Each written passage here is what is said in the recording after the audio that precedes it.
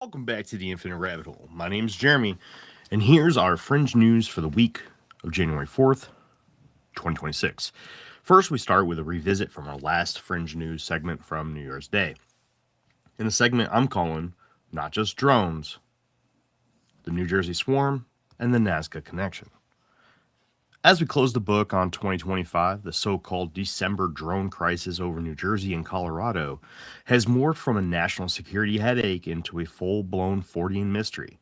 For weeks, mysterious swarms of large, unidentifiable drones have been spotted hovering over sensitive sites, such as nuclear power plants, military bases, and reservoirs. These aren't your average hobbyist quadcopters. Witnesses describe car sized craft operating in coordinated grids, silent and seemingly immune to standard anti drone countermeasures. The narrative took a sharp turn this week when reports surfaced linking the timing of these swarms to renewed interest in the tridactyl Nazca mummies. Just as Congress was debating the drone legislation to clamp down on airspace, new analysis on the Nazca specimens, specifically the smaller reptilian like bodies, suggested their biological makeup might be far more complex and potentially technologically integrated than previously thought. The mainstream media is frantic to label these these aerial incursions as foreign adversaries testing our defenses like China or Russia. However, the flight characteristics tell a different story. These objects have been loitering for hours, far beyond the battery life of conventional drones, and vanishing instantly when intercepted. It feels like a soft invasion, or perhaps a test of our perceptual limits. What makes this truly rabbit hole material is the lack of debris. Despite shooting down or jamming attempts reported in hushed circles, no physical wreckage has been presented to the public. It echoes the Foo Fighters of World War II, but on a massive synchronized scale. Are we looking at a terrestrial adversary, or is this phenomenon shifting its guise again, moving from saucers to drones to fit our current technological expectations? Meanwhile, the tridactyl connection suggests a synchronicity. Are these biological entities and the aerial swarms part of the same non human intelligence ecosystem? The timing of the drone panic distracting from the Nazca revelations is suspicious at best, suggesting a controlled narrative to keep us looking up in fear rather than down in wonder at the history we've already dug up. If these are indeed foreign adversaries, why the blatant display over populated areas with lights on? Or, if this is the phenomenon, why adopt the guise of drones right now? I have a few highlighted points from the segment for you to consider. 1. The phenomenon has historically mirrored. Let me start that over. The phenomenon has historically mirrored the cutting edge technology of the observer. In 1897, we saw airships. In the 1940s, ghost rockets. In the 50s, saucers. Now that we are in the age of unmanned aerial systems, the phenomenon manifests as drones. It's a camouflage mechanism, appearing just explainable enough to be dismissed as tech, but performing just beyond the laws of physics. 2. As Jacques Vallée often notes, the phenomenon displays an element of absurdity to negate analysis, flying lit up formations over nuclear sites without attacking. Merely observing is a psychological operation, not a technical one. It forces a reaction without an act of war. And 3. The simultaneous drone panic serves as an ontologically safer distraction than admitting we have recovered biological entities, aka the tridactyls. It keeps the public focused on nuts and bolts, being the drones, rather than the existential threat of non human biology. Moving on to segment 2, which I'm calling the interstellar visitor that refuses to phone home. Remember Oumuamua, the cigar shaped interstellar object that baffled us in 2017? Well, its potential cousin, the comet 3I Atlas, just made its closest approach to Earth, or the perigee, on December 19th, 2025, and astronomers have been holding their breath. This week, the results from the Breakthrough Listen project were released using the massive Green Bank telescope. They scanned the object for technosignatures or radio signals that would indicate artificial origin. The result? Silence. Not a beep, boop, or encoded message. For the skeptics, this is case closed. It's just a rock. But for those of us tracking the weird, the silence is almost more suspicious. 3I Atlas, like Oumuamua, exhibited non-gravitational acceleration, meaning it sped up in ways that simple outgassing, or the rocket effect of melting ice, couldn't fully explain given its lack of visible tail.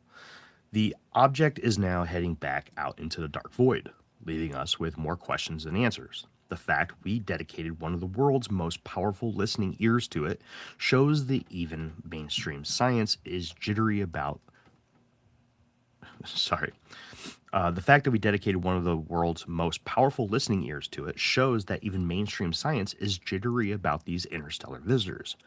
We are spotting them more frequently now, not because there are more of them, but because our eyes are finally open. Is it a derelict probe? A piece of space junk from a dead civilization, or simply a rock acting weirdly? The null results on radio waves doesn't rule out a passive sensor probe that only calls home via laser or high-frequency burst we can't detect. We also have to consider the zoo hypothesis. If it was a probe and it detected us listening, perhaps it went dark, or maybe, just maybe, it's not communicating via radio waves at all, but through quantum entanglement and technology we are only just beginning to scratch the surface of.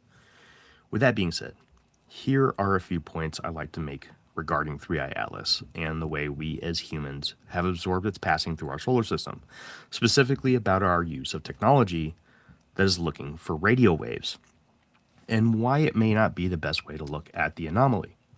1. We suffer from the bias of assuming ET tech mirrors our current state. Radio is energy inefficient and slow for interstellar distances. 2. A truly advanced probe might use gravitational waves, which we can barely detect. Maybe even neutrino beams, which passes through matter. Or what I mentioned here at the end, quantum entanglement, which is basically instantaneous state change. And then there's 3. If 3I Atlas is a Bracewell probe, or an autonomous sentinel, it might be programmed to remain passive until it detects a specific threshold of civilization. Example given, warp drive or 0-point energy, which we haven't reached. Its silence is a feature, not a bug. Moving on to segment 3, which I'm calling Science Admits the Universe Might Be Mental, Not Material. In a move that sounds more like a mystic's vision than a physicist's paper, a controversial new study published in AIP Advances late last month is shaking the foundation of materialism. The paper proposes that a universal consciousness may have existed before the Big Bang. The researchers argue that consciousness is not a byproduct of wet biology like our brains that evolved late in the game, but rather a fundamental feature of reality like gravity or electromagnetism. This theory, often called panpsychism or cosmopsychism, suggests that the universe didn't just happen to become aware. It started as awareness and condensed into matter. This aligns terrifyingly well with the holographic universe theory and ancient Hermetic principles, the all is mind. If this math holds up, it means that when we investigate ghosts, spirits, or even telepathy, we aren't looking at supernatural anomalies. We are looking at the base layer of reality interacting with itself. The study challenges the integrated information technology, or IIT, by suggesting you don't need complex networks to have consciousness. You just need the fundamental field. This explains why we see intelligence in slime molds, plants, and even stars, as suggested by Rupert Sheldrake. It's a massive paradigm shift. If consciousness is primary, then death is just a change in frequency, not an end of existence. Science is finally catching up with what shamans have said for millennia. We are the universe experiencing itself. We are the universe experiencing itself. So my personal question and thought my personal questions and thoughts, following said question are, if consciousness is the fundamental fabric of the universe, does that validate the concept of tulpas or thought forms? Can we literally think things into existence? My thoughts are one, yes, absolutely. If reality is mental at its core, then concentrated thought consciousness could theoretically manipulate the hologram of matter. This validates the Tibetan concept of the tulpa and the modern phenomenon of the Philip experiment. Two, quantum physics already shows that the observer affects the collapsed waveform. This new theory scales that up. The universe itself is the ultimate observer. Our individual minds are just alters or localized nodes of that great mind. This also explains why poltergeist activity often centers around emotional turmoil. It's not a spirit, it's raw chaotic consciousness affecting the material substrate because the barrier between mind and matter is thinner than we think. Moving on to segment 4. One I'm calling Baba Vanga, the Donald, and the Year of Contact. The rumor mill is spinning at light speed regarding the year 2026. Late in December 2025, reports began circulating that President Trump, in his second term, received a classified briefing on the UAP reality that was somber and definitive. This coincided with the resurgence of a prophecy by the blind Bulgarian mystic, Baba Vanga. Vanga, who famously predicted the 9/11 attacks and the Chernobyl disaster, allegedly claimed that 2026 would be the year of first contact with a non-human civilization. Specifically, her followers cite a prediction about a large spacecraft arriving or revealing itself this year. Now, we usually take Vanga's predictions with a grain of salt. She has a lot of misses too, but the timing is uncanny. We had the Goldilocks zone of disclosure happening right now. The Schumer-Rounds Amendment, even in its watered-down form, is forcing declassification. Whistleblowers are testifying, and now the executive briefing rumors suggest the White House is preparing for something big. Is the contact a landing on the White House lawn? No, unlikely. It's more likely to be an irrefutable signal. Maybe 3i Atlas did wake up, or in an undeniable mass sighting like the Phoenix Lights, but recorded in 4K? Or perhaps contact means we finally admit that the intelligence has always been there, under the ocean or in the interdimensional spaces. The convergence of fringe prophecy and political disclosure is creating a fever pitch. If the government knows a clean disclosure is impossible because an arrival is imminent, it explains the sudden rush to control the narrative with drone talk. They are trying to get ahead of a story they can no longer suppress. My question here, why does disclosure always seem to be next year? Is this just the carrot on the stick, or is 2026 actually different because of the legislative pressure? Because of the legislative pressure. My thoughts on the possibilities regarding this question are, 1, the government isn't hiding aliens to be mean. They are managing the somber reality, as hinted by Lou Elizondo in his book Imminent, but they fear that admitting we are not top of the food chain will collapse religious and economic systems. They push it to next year, hoping to acclimatize us slowly. 2026 is different because the law has changed. The National Defense Authorization Act, which we talked about in the last episode, the language now mandates specific reporting. The gatekeepers are losing their legal shield. And the third thing to think about here is whistleblowers have threatened that if the government doesn't do it, they will. 2026 might be the deadline the whistleblowers set, not the government. We might be in a game of chicken between the secret keepers and the truth tellers. For our last segment of the day, we're going to dive into what I'm calling immortality in a petri dish, reversing brain aging. Researchers have successfully reversed brain aging in mice by replacing their immune cells, the microglia, with younger lab grown versions. This isn't just stopping the clock, it's turning it back. The treated mice learned faster, had better memory, and less inflammation. Essentially, they got their 20s brain back in their 80s. While this sounds like great news for Alzheimer's research, let's look at the rabbit hole implications. If we can rejuvenate the biological substrate of the brain, are we paving the way for extended lifespans where the elite can hoard wisdom and power for centuries? Furthermore, this ties into the brain computer interface, breakthroughs of 2025 and 2026. If we can keep the wetware or brain young and interface it with AI, we are rapidly approaching the transhumanist singularity. Imagine a future where the ruling class doesn't just inherit wealth, but inherits time. They could live for 200 years with the mental acuity of a 25-year-old, augmented by AI. It creates essentially a new species, but split. Okay, well, it takes our species and splits it into two separate species, right? The Homo sapiens, us, who age and die, and what I'm calling the Homo Deus, them who upgrade and persist. This is the sorcerer's stone of modern medicine. It's not just about health. It's about escaping the final constraint of the human condition, death. And as we know from folklore, cheating death always comes with a price. So let me ask you, if you could reset your brain to its 25-year-old state, but keep your memories, would you?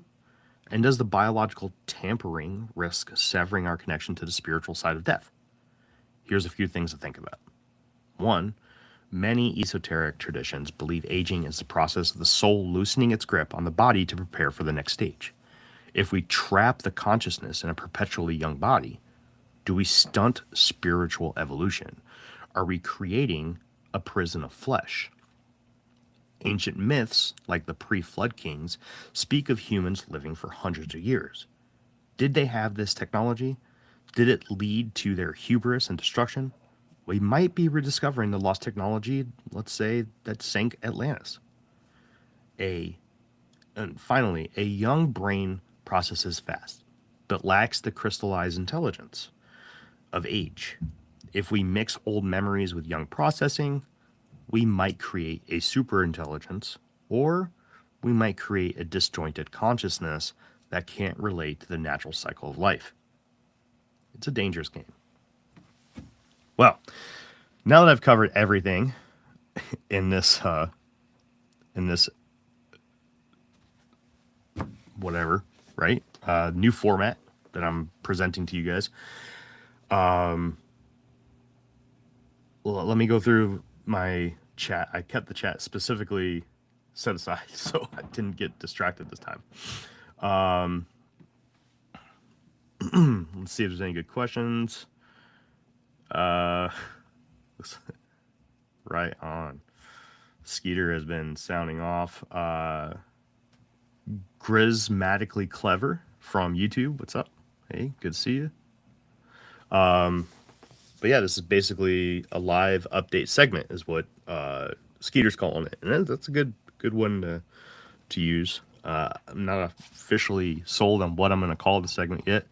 But we can go with that for now. Just having a lot of fun creating these little scripts to read off to you guys. Without really any questions, there's not much else I can really do. I'm just, excited to share where my thought processes are, on the day by day thing. This is the second one of January, 2 and 3 days now. So yeah, I'm kind of just rambling now. So I'm not going to keep you guys any longer. Just wanted to get that out quick, get you guys caught up on some interesting news to hang your hat on and be interested in with me. If you have any thoughts or things you want me to cover in the next segment, let me know. And yeah, that's pretty much it, everybody. Until next time, we'll see you right here in the next fork in the path of the infinite rabbit hole. Bye, everybody.